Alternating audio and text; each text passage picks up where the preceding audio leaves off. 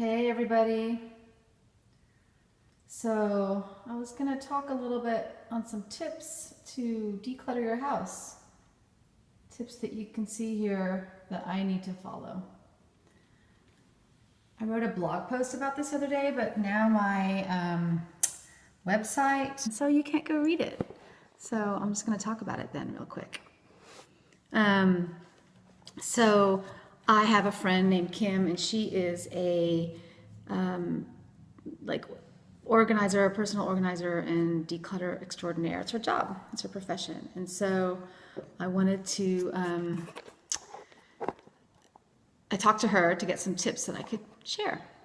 Anyway, so one of the first things that she said is to take a first, swipe through your whole house. And this shouldn't take more than 15 minutes. It should be really quick and spontaneous. So when you're decluttering, if you think too hard about it, it's probably gonna drive you crazy. Hi, everybody.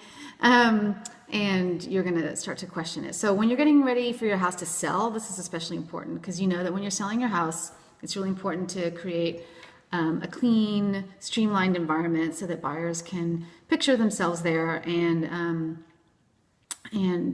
not feel overwhelmed. So decluttering your house to get it ready to sell is so important. And also just when you live in a house, you don't want to be, living in clutter and mess. So anyway, so the first tip is first sweep through your house. Shouldn't take more than 15 minutes, and just walk through and grab all the obvious things, all the trash and things that you just clearly don't use, and just pick them up and get rid of them immediately. Don't think too much about it. Don't agonize, and don't, hum and ha and do that kind of stuff. And then the second tip that Kim gave me is to have someone with you. They call it in the professional scene, they call it body doubling. And it's not even really to have someone to help you declutter, to ask questions about or to actually help you. It's even just to have them there for moral support and someone to talk to. It helps keep you focused, and it helps, you not contemplate too much about your things. So when you're going through and organizing and do that typical thing where you can have a box of keep, donate, and throw away. And sometimes you can even have the TV on, they say. So, all right, so that's the second tip. Body doubling, have someone with you while you're doing it. I'm reading notes. And the other thing is, clothes that don't fit, that are nice and new, what should you do? Well, honestly, what I do is I give them away. I know it seems hard when you've spent money on them, but I'm kind of really into the karmic philosophy of giving stuff away. If I can't use it and it's not making me happy anymore, then I hope it can make someone else happy. But there's also resale and consignment stores. Every town has them that sell clothes, and so you can take them there. Like we have one in Austin, Texas called Buffalo Exchange, and they'll buy your clothes from you and then sell them. I mean, you get not much money, but it's better than nothing. So items less than 20. Yeah, it's sometimes hard to give away expensive stuff, but I still do it. I have I'm not sure what BST stands for, but they have a lot of those neighborhood exchange sites. Like we have one. Yeah, you can put stuff up for sale. Buy, sell, trade. There you go. That's perfect. Those groups, I see a lot of action on those. And especially if it's close by, then you can just drop it off and you're not, spending too much time driving around. Okay, so another tip then is if you're going to donate big pieces of furniture and lots of boxes, is choose your place ahead of time and choose a place that will pick up.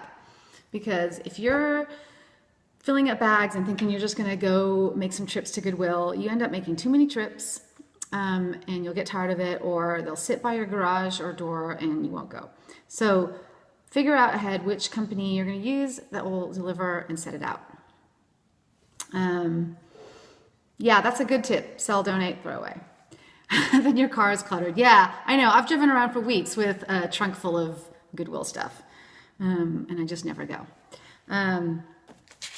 So, yeah, lovely.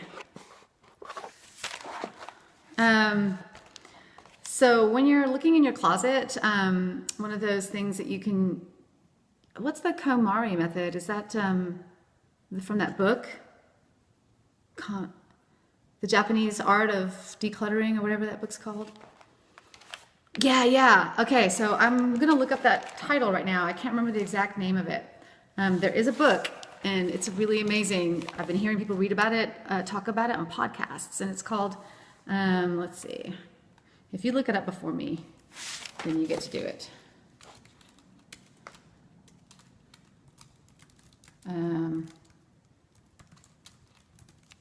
Yeah, well, okay. Oh, it's called The Life-Changing Magic of Tidying Up. I think this is the book maybe you're talking about. And it's by Marie Kondo, Kondo. And from what I've heard on all the podcasts that keep talking about it, like every podcast I listen to is talking about it. You go through your closet or whatever and everything in your house, and you hold up the object like this mug from Telluride, and you really hold it close to you and ask yourself, does this spark joy? Like, does this really bring me like joy and love? And if it's not, get rid of it, because we really only have time for the stuff. Yes, get rid of anything not giving you joy. Thanks so much for reminding me about that. I was totally going to forget. So yeah, you go through and does a vacuum cleaner? Well, no, that's true. My cleaning lady brings her own vacuum cleaner. So another like tip is, you might have something in your closet that you love, but you might not choose it all the time. And so maybe it's taking up space. But I'm actually keeping things based on that concept of that I really love, even if I don't wear them. Clean floors bring you joy. You want to come over and clean my floors, Rochelle? I need some dog hair sweeping. So another area that's really hard to clean up and tidy and downsize is the kitchen. I don't know about you, but like I hang on to like every muffin tin or cake pan, or I don't even bake that much. Every colander, even when they get rusty and stuff. So that's another place where you could really exercise, when was the last time I used it, and will I really use it? And if it's really expensive, but like I'll never get rid of my juicer, and I haven't probably pulled it out in a year, but I probably will. Yeah, moving is a good way to declutter. I literally got rid of everything in March when I moved, and now I don't have hardly any furniture. So when you're getting ready to move and you're going to a new house, you really want to kind of think about what the new place is going to represent for you. And so look at your old stuff and kind of decide whether this is relevant to the new vision of your new start in life.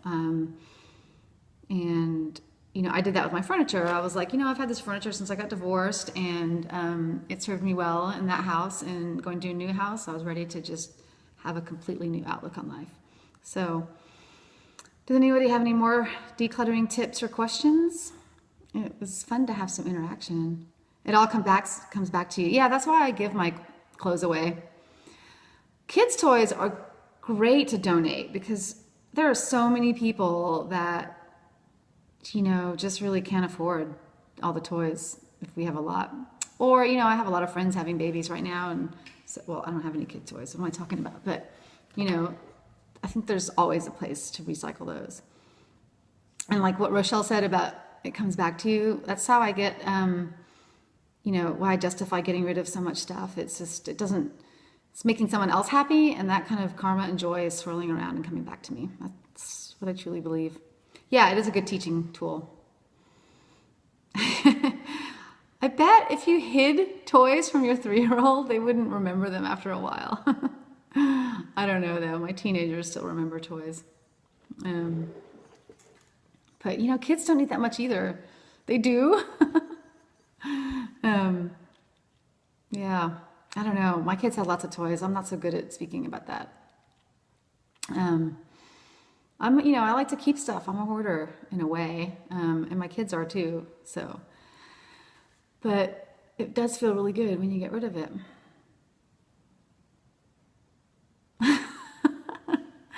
Well, if they want something really, really amazing, like that's kind of mega, you could switch it out and, like trade, right? Am I going to tidy up today? Well, I have a friend coming over for dinner, so I might at least tidy up the kitchen table so we can have dinner. But, I confess, I have a cleaning lady and she's coming next week. So, digit. Huh? I'm confused. Okay, well, I think that's all I have to say about decluttering. Digital. Oh my God. Duh. Sorry. You know what? That's really hard. When I used to take pictures, not on digital from before because I'm old, and scrapbook them, actually, that's how I got rid of so many pictures, because I would only scrapbook the pictures that were truly excellent and truly represented the memory, and then I just got rid of all the rest of the pictures. So it's kind of the same thing. Like you can make digital scrapbooks and put them in memories that really capture the moment, and then just delete them. You're not going to look at all of them all the time. So